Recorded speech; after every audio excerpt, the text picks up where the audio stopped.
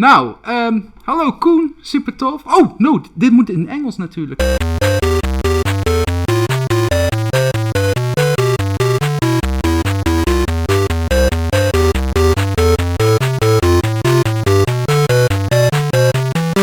So, Koen, we know your work is very diverse. You use different kind of mediums like Riso, ceramics, tapestry. How do you go from one medium to the other? Is it just like very natural? When I make a drawing, it's very detailed because I really enjoy, when I look at drawings, I really enjoy the intense work process behind the drawing, and you can really see the hands.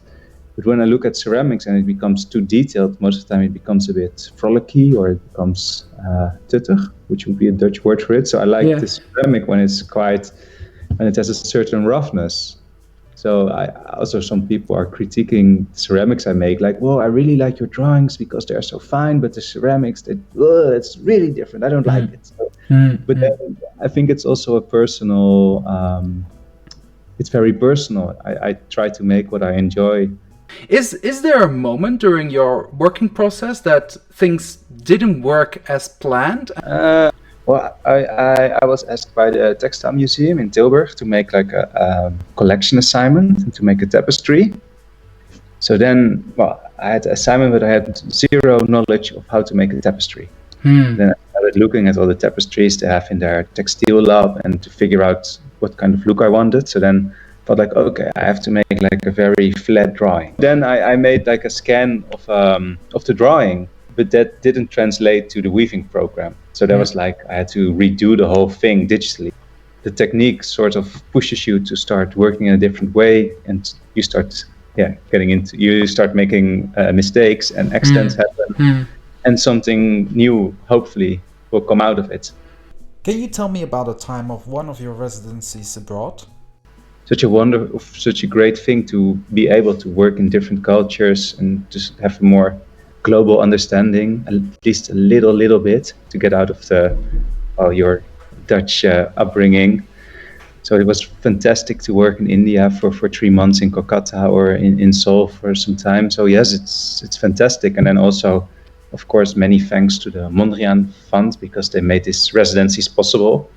I worked in Kolkata in India for 3 months, but that was because Sumantra Mukherjee, a friend of mine, he was in the Netherlands doing a residency in the same studio building that I am in, and he was still telling me so much about the printing techniques that were still available there. And so then I was very excited about it. So I also had like a understanding what was possible in the residency.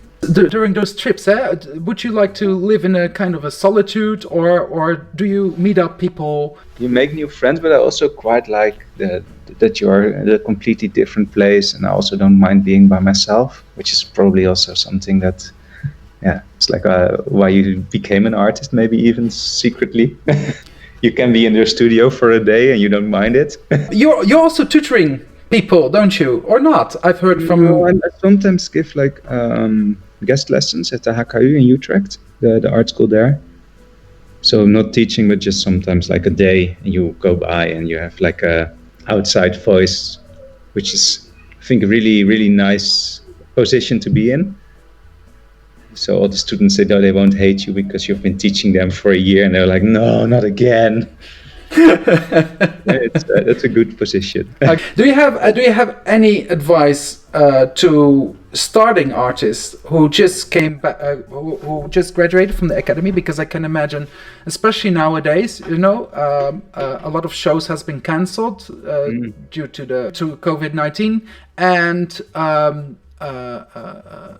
they didn't get the platform they normally got. I think that's and I hear a lot of people who just graduated. They are quite like not panicking, but they are more like, what to do now? I think it's really figure out how the Mondrian Fund works, call them up, because I think in the Netherlands there are some really nice things. Also like the EKWC, the ceramic workplace, all these places, they exist and they're quite. I mean, it's not easy to get into it, but it's very possible. And they're also always looking for people who have ideas or want to do something. So I think that's really something that's very nice.